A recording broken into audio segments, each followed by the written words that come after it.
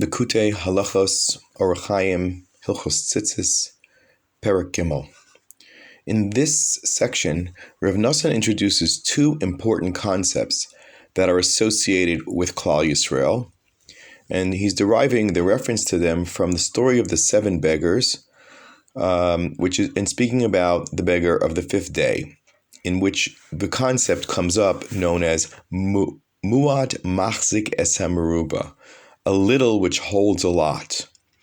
And this is used in a context when someone is in a finite space, like Klal Yisrael, we're in a finite space in the desert, and yet somehow when Moshe spoke to them, all 600,000 family leaders were able to congregate within the staves, within the rods of the Aron. How is that possible? It looked perfectly normal, like they all fit. However, it's obviously something that cannot be true, cannot be fathomed, even though it appears that way.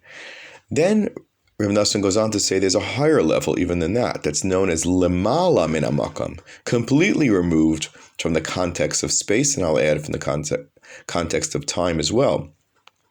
And he goes on to say that people in this world have to deal with situations that are created by the space-time elements, which give us the opportunity for Bechira Chavshis, to choose in a particular time, in a particular space. As the Rambam says, Tshuva Gemura is when you go back to the same time and the same space, same location, and choose differently.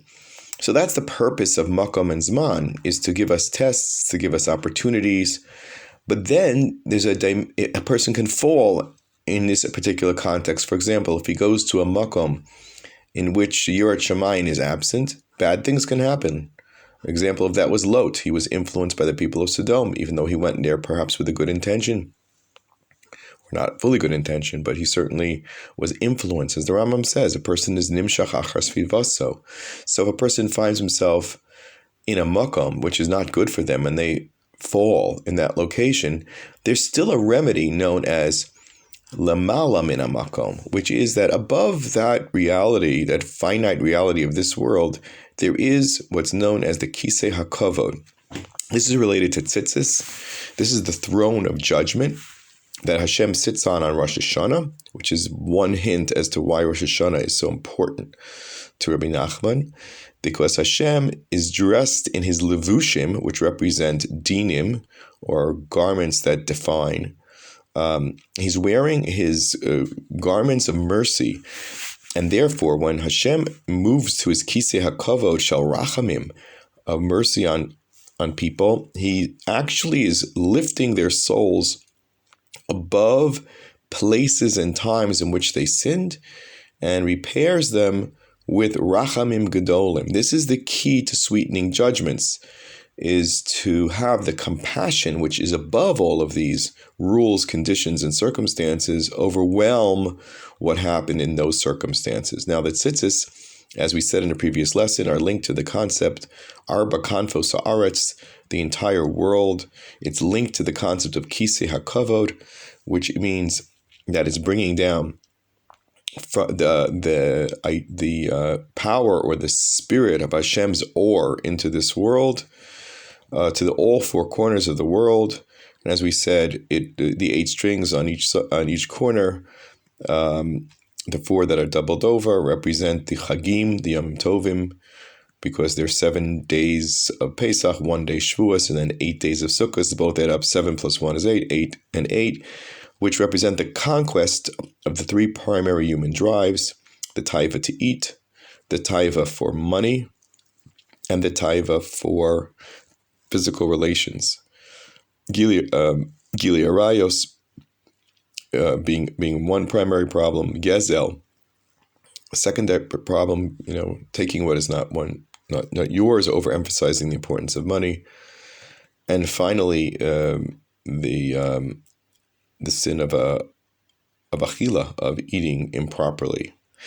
Now, each yontif, in which has unique aspects or opportunities to fix one of these 3 problems. I'd like to suggest, although Rav Nosson doesn't say it specifically, Pesach where we focus so much on achilas matzah, which is a very simple food, which has no chametz in it. It's not elaborate. It's not fancy. It's simple.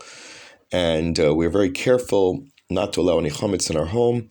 We eat simply and with a sense of zrizus. And we do that as a way of showing that we've conquered the taiva for achila.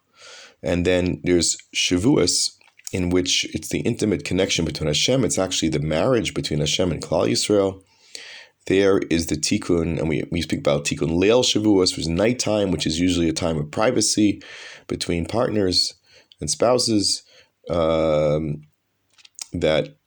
in which they connect and go on to marry, for example. So therefore, that's the tikkun of the taiva of mishagel, or illicit, immoral relations.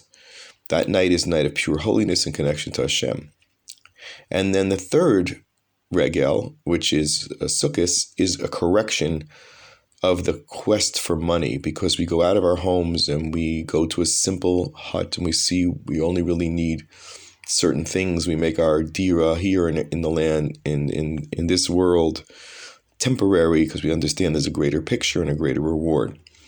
Now, Tzitzis is the demonstration that these three taivas can be conquered through the power of Hashem's rachamim on us, that we're able to continuously test and conquer ourselves from these various yetzer haras and be zocheh to the true level of Klal Yisrael, which is represented by the 8 strands of tzitzis, which is lemala min hamakom min hazman. This, of course, is the midah of the Beis Hamikdash itself, which we'll explain on a different occasion.